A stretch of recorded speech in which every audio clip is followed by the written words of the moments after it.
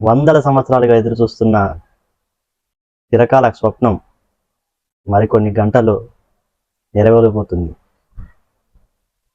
దివ్య క్షేత్రమైన అయోధ్యలో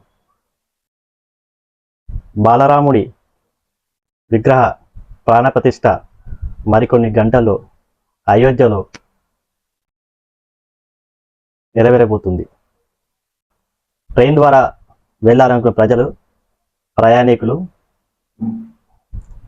కింద ఉన్న డిస్క్రిప్షన్లో ట్రైన్ వివరాలు తెలుసుకొని మీ సౌకర్యం బట్టి అయోధ్యకు వెళ్ళాలని కోరుకుంటున్నాం. జై శ్రీరామ్.